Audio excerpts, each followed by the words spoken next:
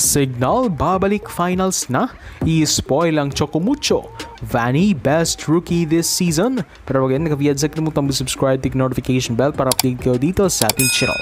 1-0 na nga ang Signal HD Spikers sa semi-series nila versus Chocomucho Flying Titans. Ang dapat sana isa sa historic feat ng CMFT ay inispoil ng Signal matapos na ma-reverse sweep nila ang mga ito in a 5-set thriller noong Game 1. Pero mistulang di pa dyan natatapos dahil may Game 2 pa at mukhang ito muli ang plano ng Signal kontra sa Flying Titans. Although hindi naman ibig sabihin ito ay maging madali ito for Signal. Sa katunayan, posibleng isa na namang 5-setter game ang masasaksiyan natin sa Game 3 na nagpapatunay na ganyan kadikit ang labanan ng dalawang teams na nag-aasa mag-finals.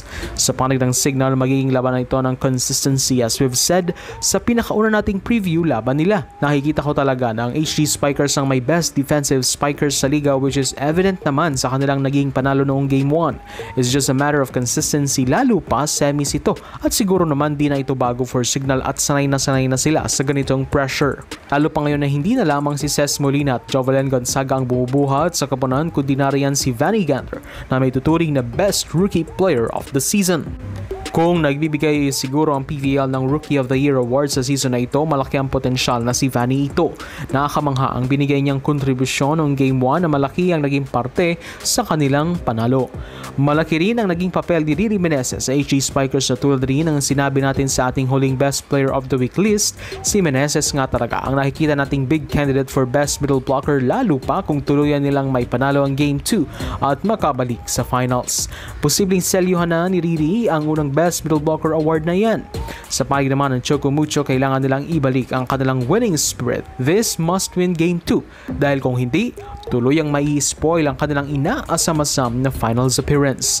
Masasayang ang kanilang best record so far sa PVL kung basta-basta silang bibigay sa Game 2 na ito. Kailangan ng may isa pang mag-step up katulong ni Cici Rondina dahil looking at what happened sa Game 1, posibleng well-scouted ng HD Spikers si Cici given na former coach ni Rondina si Coach Shaq. Di nila basta-bastang hinahayaan si Cici na umiscore at minsan na ay nakakagawa ito ng transition play. Maddie and Cherry also needs to match Meneses' net dominance. Dito mas kailangang maramdaman si Madzilla as a mga crucial part ng set. Remember, ang Signal ay di basta-bastang team na nagko-commit ng error kaya dapat matalinong paghahanda gawin ng CMFT upang mabalikan nila ang Signal. In short, di sila pwedeng umasa sa pagkakamali ng Signal upang manalo sa laro, pagkus trabahuin nila ang bawat puntos.